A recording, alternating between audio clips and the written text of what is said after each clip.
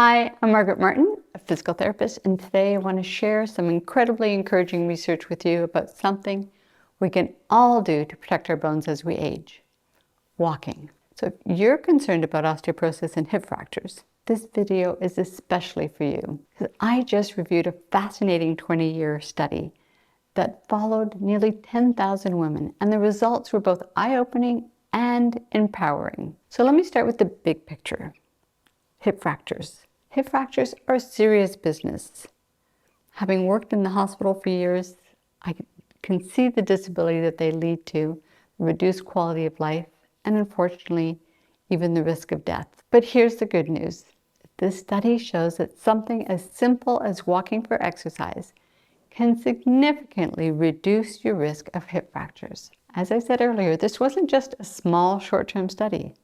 The research followed 9,704 women aged 65 and older for 20 years, from 1986 to 2006. During this time, unfortunately, 1,419 women experienced hip fractures. So the researchers carefully tracked how much these women walked and compared those who walked for exercise versus those who didn't. And here's what really caught my attention as a physical therapist, is that women who walked for exercise had a 13.6% lower risk of hip fractures compared to those who didn't walk for exercise. That might not sound huge, but when we're talking about preventing life-changing injuries, every percentage point matters. But here's where it gets really interesting. How much you walk can also reduce your risk. The study found that for every additional city block walked for exercise per day, the risk of hip fracture decreased by about 1.4%. So if you're like me, I was wondering, so how much should I walk? Is there a magic number? Now, here's the practical part that you and I had been waiting for when I read this paper, was the researchers discovered a threshold effect. People always ask me, how much should I walk?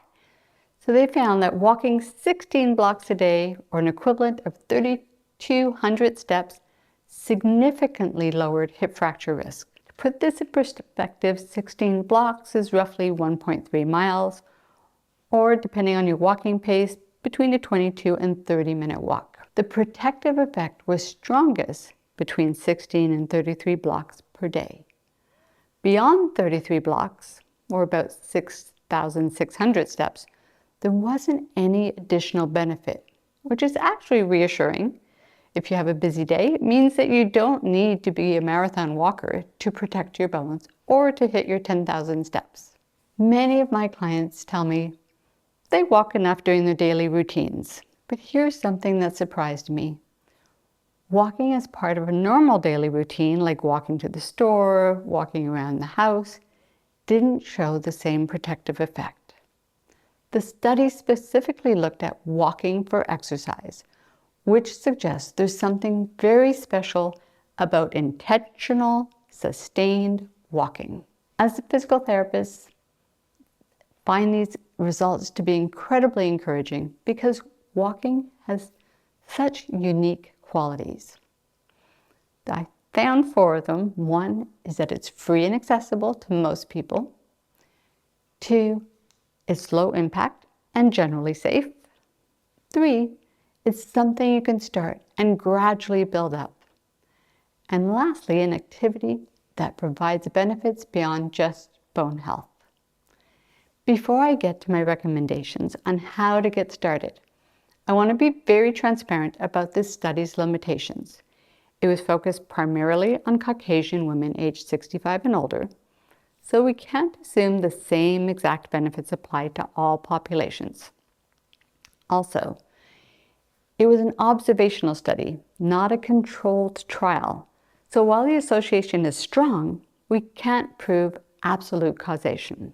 Having said that, what I love about this research is that it shows the power is truly in your hands, or should I say your feet. Here's my 7 tips to making walking part of your daily routine. I want you to start gradually. If you're not currently walking for exercise, begin with 5 or 10 minutes and slowly increase.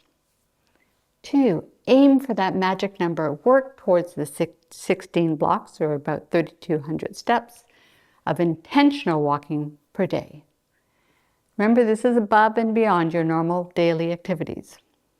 3, make it count. The key is walking for exercise. It means purposeful, sustained walking, and unfortunately not just puttering about. 4, listen to your body. If you experience pain, dizziness, or any concerning symptoms, please consult your doctor. 5, consider your environment. Choose safe, well-maintained surfaces, and if possible, avoid uneven terrain, especially if you have poor balance or are at risk of falling. 6, make it enjoyable. Walk with a friend, listen to something you enjoy. And lastly, track your progress.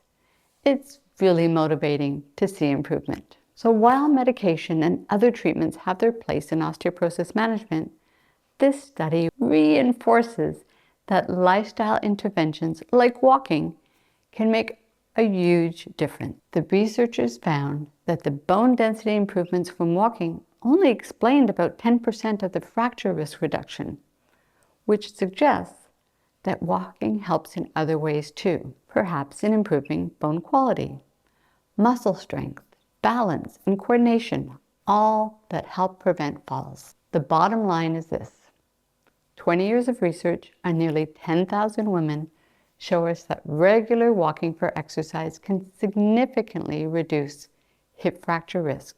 As a physical therapist, I can't think of a more accessible, cost-effective way to invest in your bone health. I have an extensive playlist for you, from warm-ups to how to boost your walking, that you can find here. Remember, it's never too late to start, but it's never too early to begin protecting your bones for the future.